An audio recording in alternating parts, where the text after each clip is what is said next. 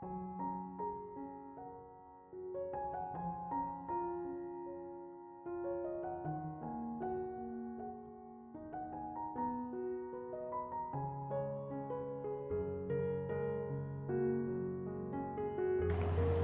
Ibu, saudara-saudari, adik-adik kaum muda yang terkasih, Shalom, piye kabare, berkah dalem.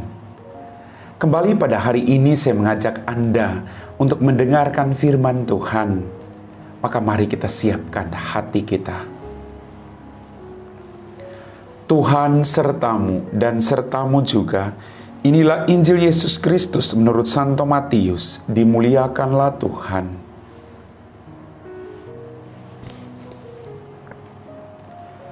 Dalam khotbah di bukit berkatalah Yesus, "Jika hidup keagamaanmu tidak lebih benar daripada hidup keagamaan para ahli Taurat dan orang-orang Farisi, kalian tidak akan masuk ke dalam kerajaan surga.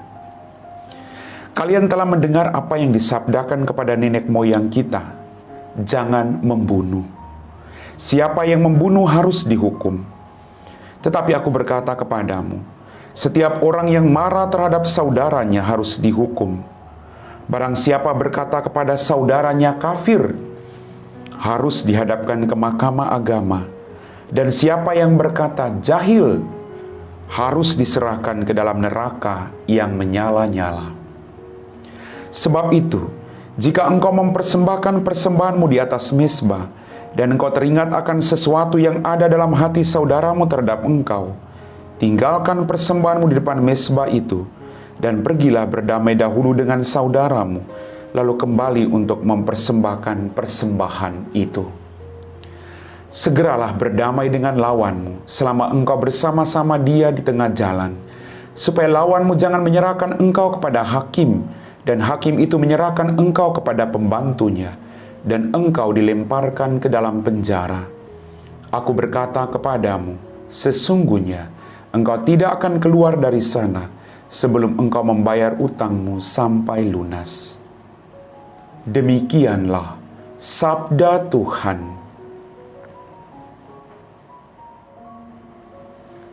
Bapak, Ibu, saudara-saudari, adik-adik kaum muda yang terkasih, dalam bacaan Injil pada hari ini Yesus menegaskan kepada kita semua, jika hidup keagamaanmu tidak lebih benar daripada hidup keagamaan para ahli Taurat dan orang-orang Farisi, kalian tidak akan masuk ke dalam kerajaan surga.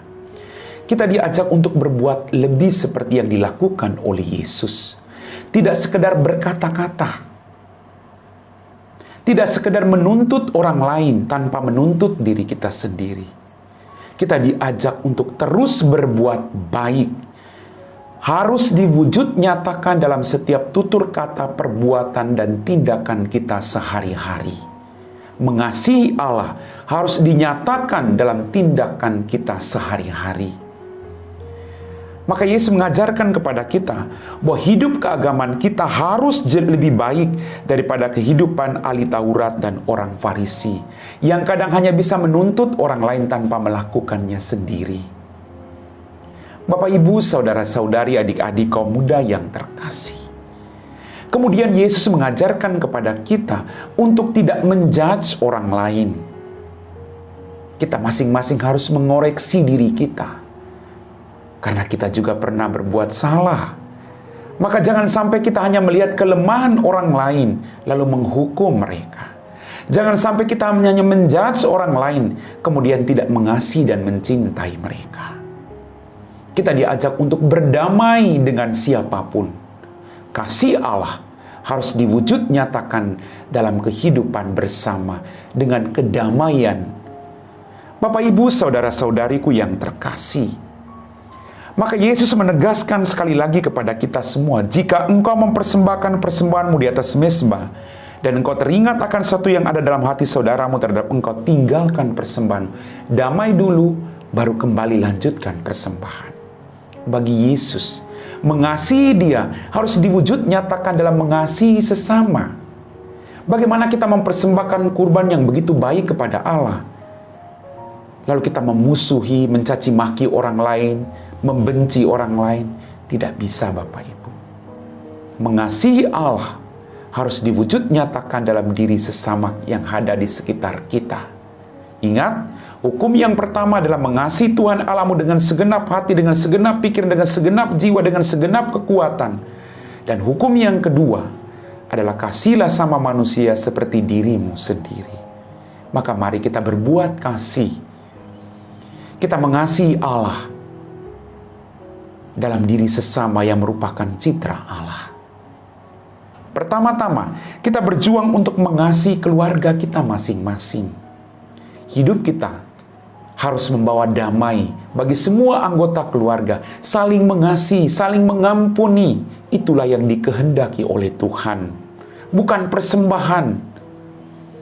Kadang kita berjuang memberikan yang terbaik kepada Allah, tapi hidup kita saling bermusuhan satu sama lain. Tuhan tidak menghendaki. Tuhan ingin agar kita mengasihi Dia dalam diri sesama, seperti kita mengasihi diri kita sendiri. Bapak, Ibu, saudara-saudari, adik-adik kaum muda yang terkasih, mari kita mohon rahmat dari Tuhan, agar kita mampu melakukan itu. Amin. Bapak, Ibu, saudara-saudari, adik-adikku yang terkasih, kita telah diteguhkan oleh firman Tuhan. Mari kita siapkan hati kita untuk berdoa. Dalam nama Bapa dan Putra dan Roh Kudus. Amin. Ya Tuhan, kembali kami bersyukur atas rahmat kehidupan, berkat berlimpah yang masih Engkau berikan kepada kami. Ampuni dosa dan kesalahan kami. Pada kesempatan ini Tuhan, kami berdoa bagi mereka yang saat ini sedang bermusuhan satu sama lain, saling membenci satu sama lain. Curahkanlah kuasa Roh Kudus-Mu.